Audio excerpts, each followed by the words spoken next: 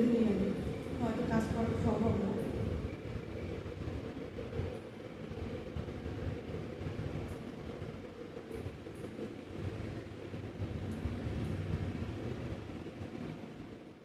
তো এখানে দেখতেই পাচ্ছ আমার বেডরুমের অবস্থা।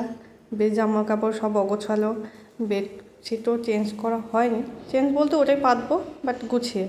তো এখন আমি সব জামা কাপড় ধীরে ধীরে গুছিয়ে নিচ্ছি। এগুলো গোছানোর পরে আবার দেখাবো যে আরও কিছু কাজ আছে। সব কাজ তো ওভাবে ক্যামেরার সামনে দেখানো সম্ভব হয় না। তো টুকিটাকি যেটাই আর কি, সকালের কাজ তো সেভাবে দেখাতে পারি না। হাজব্যান্ডের অফিসের খুব তাড়া থাকে, রান্না বান্না করার অনেক চাপের মধ্যেই যায়। তো সব কাপড় চোপড় এগুলো গুছিয়ে নিচ্ছি। গোছানোর পর তারপরে যে আমার কসমেটিক্সের জিনিসগুলো রাখার সেই জায়গাগুলো একটু পরিষ্কার পরিচ্ছন্ন করব, এই আর কি।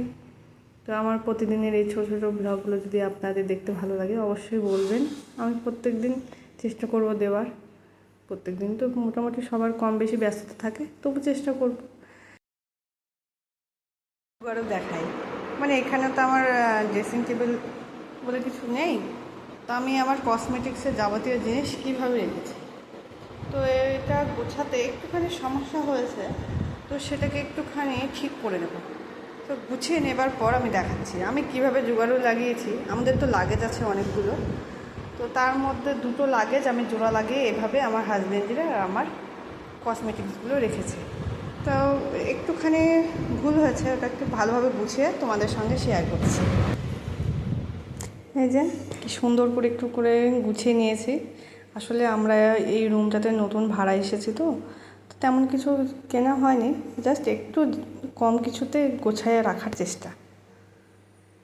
এই বেড কভারটাও ভালোভাবে পরিষ্কার করে নিয়ে বিছিয়ে দিয়েছি। সবশেষে এখন একটু খেতে যাব। খেতে বলতে সকালে রান্না হয়েছিল, সকালে খেয়েছি, তো একটু জল দিয়ে রেখেছি। দুপুরে প্রচণ্ড গরম, তো ওই জল দেওয়া ভাত খাবো। ঝোলটা দেখালাম না, ওটা বাটিতে অন্য জায়গায় রাখা ছিল। শাক ভাজা আছে, একটু জল দেওয়া ভাত, এগুলো খেয়ে নেব।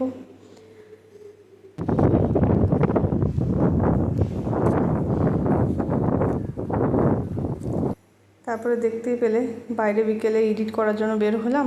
বেশ সুন্দর বাতাস, তো এখানে বসে একটুখানি এডিট করব, করে আবার রুমে ঢুকে পড়বো। সবাইকে টাটা।